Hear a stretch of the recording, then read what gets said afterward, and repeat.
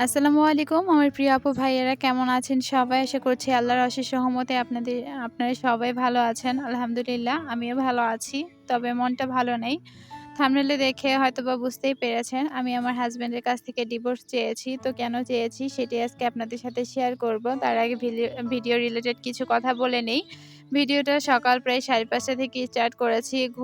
ঘুমাচ্ছিলাম যেহেতু শুক্রবার ছিল আর প্রচুর পরিমাণ মোরগগুলা চিল্লাচিল্লি করতেছিল। মুরগিগুলা ঝাপাঝাপি মানে ঠুকরা-ঠুকরি যেটাকে বলে। তো এক পর্যায়ে সহ্য করতে না পেরে উঠে গিয়েছি। উঠে গিয়ে মুরগিগুলাকে ছেড়ে দিলাম। ভাবলাম বাবু যেহেতু ঘুমাচ্ছে আর একটু ভিডিও শুট করে নেই।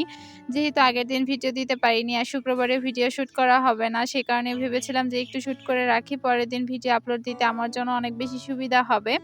তো যাই হোক বেশ ফুরফুরা মেজাজে বা ফুরফুরে একটা মন নিয়ে কিন্তু দিনটা শুরু করেছিলাম। এদিকে দেখেন মুরগির অবস্থা আটকাতে ভুলে গিয়েছিলাম বলতে আলসেমির কারণে আটকাইনি। যার কারণে এই যে এখন হচ্ছে আমার ভোগান্তি। তো হোক এগুলো এখন পরিষ্কার করে নিব। তো মূলত আজকের ভিডিওটা আমি যেখান থেকে এন্ড করেছিলাম তার পরপরই আসলে আপনাদের ভাইয়ার সাথে আমার একটু ঝগড়া হয়। ঝগড়াটা হয় উনি হচ্ছে দাওয়াতে যাবে। তো সেটা আমি আগের দিন ওনাকে জিজ্ঞেস করেছিলাম যে কবে দাওয়াত? তো বিয়ের একটা দাওয়াত ছিল। ওনারই এক ফ্রেন্ড ওকে হচ্ছে দাওয়াত করেছিল। তো উনি সেটা আসলে আমাকে বলে নাই। তো আমি হচ্ছে ওনার যে নতুন যে ড্রেসগুলা ছিল বা পাঞ্জাবি বেশ কয়েকটা ড্রেস আমি হচ্ছে ভিজিয়ে দিয়েছিলাম। তো উনি যদি সকালবেলাও বলতো তারপরেও দেখা যাচ্ছে যে আমি হচ্ছে সেটা ক্লিন করে শুকিয়ে ফেলতে পারতাম। কিন্তু নামাজের পরে এসে উনি ওনার শার্ট খুঁজতেছে। তো আমি বললাম, "ওটা তো আমি ভিজিয়ে দিয়েছি।" ওই শুরু হলো আমাদের মধ্যে ঝগড়া। আর উনি তো এমনিতেও আমার সাথে কুকুরের মতো ব্যবহার করে। আমি যখন কুকুর এরকম একটা ব্যবহার আমার সাথে উনি করেই থাকে। তো এক কথায় ২ কথায় উনি অনেক কথা বলে। অবশেষে আমার রাগ উঠে যায়। তারপর বললাম যে, "আমি আর সহ্য করতে পারব না। গত ২ বছর ধরে আমি সহ্য করতেছি।"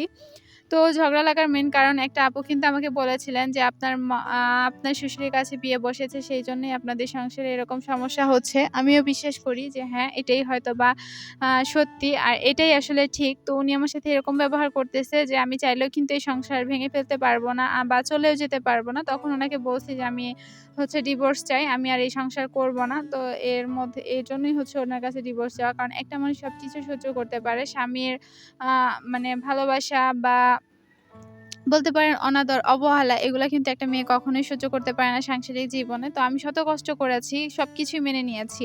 বাবা-মায়ের ভালোবাসা পাইনি ঠিক আছে। কিন্তু যার সাথে আমি সারা জীবন কাটাবো সেই মানুষটাও যদি অবহেলা করে, ভালো না বাসে, তখন তো একটা মেয়ের আসলে যাওয়ার কোনো জায়গা থাকে না। যাই হোক এদিকে হচ্ছে উঠানটাও একবারে ঝাড়ু দিয়ে নিচ্ছি। আর যে ময়লাগুলা ছিল একটা ব্যাগে ভরে হচ্ছে আমি বাহিরে ফেলে দিয়ে আসবো।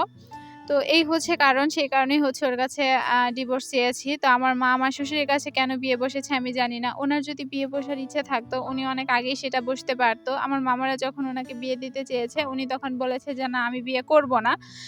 পুরো এলাকার লোকজন বলেছে, "তোর মা যা কিছু করছে তোর জন্যই করছে, তোর ভালোর জন্যই করছে। এটাই কি আমার ভালো ছিল?"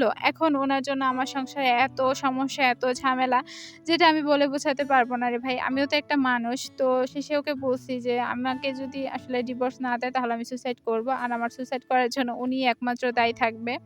তো আমি কিন্তু আসলে ডিপ্রেশনের রোগী যেটা বলি সেটা করতে কিন্তু আমার সময় লাগবে না। বাট পরবর্তীতে ওই যে মনে হলো যে কেন নিজের জীবন নিজে শেষ করে দিব। এত বছর যদি আমি পরিশ্রম করে সংগ্রাম করে এ পর্যন্ত আসতে পেরেছি, আমি আমার বাকি জীবনটাও সংগ্রাম করে চালিয়ে নিতে পারবো। তো গত ৩ দিন ধরে আপনাদের ভাইয়ের সাথে কিন্তু আমার কথা হচ্ছিল না বা উনি এমনিতেই আমার সাথে কথা বলতেছিল না। আমি জানি না কেন আসলে উনি আমার সাথে এরকম করে।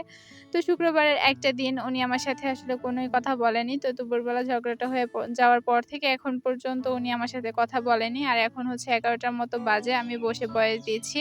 ভিডিওটা আপলোডে বসিয়ে এরপর হচ্ছে অন্যান্য কাজ করব। তো আমার প্রিয় আপুরা, আমি প্রতিদিন ভিডিও দিতে পারব না। সেজন্য আমি দুঃখিত। চেষ্টা করব একদিন পর, পর আপনাদের সাথে কন্টিনিউ করার জন্য। আর হ্যাঁ, আমি কিন্তু আমার বিজনেসে একটা পেজ ওপেন করেছি। যার নাম হচ্ছে রংধনু বাই সেতু। তো আমি ১ম কমেন্টে হচ্ছে দিয়ে দিব। আপনারা প্লিজ আমার পেজটা গিয়ে ফলো করে দিয়ে আসবেন। আর আমি সেই সাথে কিন্তু একটা ফেসবুক পেজও খুলেছি। ইনশাআল্লাহ পরবর্তী যে ভিডিওটা আপলোড করব সেই ভিডিও থেকেই হচ্ছে আমি আমার পেজে ভিডিও দেওয়া শুরু করব।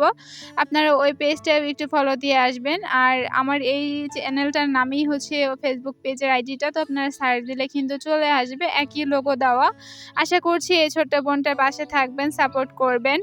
তো তো গত ভিডিওতে একজন আন্টি হবে হয়তোবা বয়সে আমার থেকে বড়। উনি আমাকে মামুনি বলেছে যে, "মামুনি তুমি তোমার সমস্ত কথা তাহাজ্জুদ নামাজ পড়ে আল্লাহকে বলো। উনি ছাড়া তোমাকে কেউই সাহায্য করতে পারবেন না।" হ্যাঁ, মামুনি আমি জানি উনি ছাড়া একমাত্র কেউই আমাকে সাহায্য করতে পারবেন না। তবে আপনারা কিন্তু আমাকে একটু হেল্প করতেই পারেন। আমি যেহেতু একটা ছোটখাটো বিজনেস স্টার্ট করেছি, আপনারা চাইলে কিন্তু ২-১ টা প্রোডাক্ট আমার কাছ থেকে নিতে পারেন। এতে করে কিন্তু আমার খুব সাহায্য হবে। বলতে পারেন এক প্রকার আপনাদের কাছে আমি ভিক্ষাই চাইছি। এই উপকারটা করবেন যারা অনলাইনে কেনাকাটা করেন। প্লিজ বেশি দরকার নেই। ১ পিস হলেও ড্রেস আমার কাছ থেকে কিনবেন। অল্প সংখ্যক কিছু ড্রেস এনেছি। পরবর্তী ভিডিওতে অবশ্যই শেয়ার করব যে কি ড্রেস এনেছি। তবে এবার আমার বাটিকটাই বেশি আনা হইছে। তো খুব অল্প সংখ্যকই ড্রেস আনছি। প্রায় ১২-১৩ টা ড্রেসের মতো হবে যে এবার নিয়ে আসা হইছে। কারণ এবার বেশি বাজেট ছিল না। বুঝতেই তো পারছেন। সংসারে অনেক রকমের ঝামেলা হচ্ছে, অনেক সমস্যা হচ্ছে। এদিকে রুম ভাড়া বাকি পড়েছে, যে দোকান থেকে আমরা মুদির বাজার করি সেটাও বাকি পড়েছে। কি করব কিছুই বুঝতে পারছি না। এইগুলা নিয়ে কথা বললে আপনাদের ভাইয়ের সাথে আমার ঝগড়া হচ্ছে। উনি যে টাকা সেলারি পায় ওনার ৳১ টাকাও বাসায় আনতে পারে না যে এটা বাসা থেকে খরচ করবে। বাহিরে টুকটাক বাজার করে বা বাহিরে ঋণ দিতেই ওনার অবস্থা শেষ। ওনার জন্যই কিন্তু আমার ৳৫০,০০০ এখন ঋণ হয়েছে। কারণ সুদের উপর ওনাকে এনে দিয়েছি। সেই টাকাটাও পরিশোধ করতে হবে। বুঝতেই তো পারছেন আমি খুব অনেকটাই বেশি চাপে আছি। তো আপনাদের সাথে কথা বলতে কিন্তু সকালে রান্নাটা বসিয়ে দিয়েছিলাম। তো ভাতটা হয়ে গেছে। এখন হচ্ছে আলু ধুয়ে নিয়ে গেলাম। আর ডালটা হচ্ছে রুমে ভিজিয়ে দিয়েছি। অফ ক্যামেরা হচ্ছে ডালটা রান্না করে দিব। আর এখন হচ্ছে এই যে আলুটা বসিয়ে দিব। আর কিভাবে মার গালাই সেটা আপনাদের সাথে শেয়ার করছি। আমার থেকে কিন্তু এই পাতিলটা অনেক বেশি বড় হয়ে গেছে, দেখতেই পাচ্ছেন। আর মার গালাতে কিন্তু আমার অনেক বেশি ভয় করে। কারণ যদি পিছলে পড়ে যায়, পা পড়বে, সেই সাথে হাত পড়বে। তো অনেকটা সাবধানেই আসলে আমাকে এই কাজটা করতে হয়। তো আপনাদের সাথে কখনোই শেয়ার করা হয়নি। ভাবলাম আপুদের সাথে এই কষ্টগুলা একটু শেয়ার করি।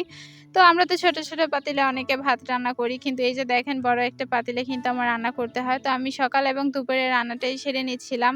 দুপুরে রান্না সেরে নিচ্ছি বলে ভুল হবে। ভাতটা একেবারে বসিয়ে দিয়েছি। যেহেতু শ্বশুরকে হচ্ছে বিজনেসের জন্য পাঠিয়েছি কিছু কাপড় আনার জন্য। আমি যেতে পারি নাই। কারণ একটু অসুস্থ লাগতেছিল। যার কারণে আর আমি যাই নাই। তো উনাকে আনতে দিছি। তো উনার আসলে অন্যের কাজ আমার একদমই ভালো লাগে না। আমি মনে করি আমার রুচির সাথে কারোর রুচি কখনোই মিলবে না। তো যাই হোক আজকে আমি যে ড্রেসটা পরে আছি এটাও কিন্তু আমার পেজেরই ছিল।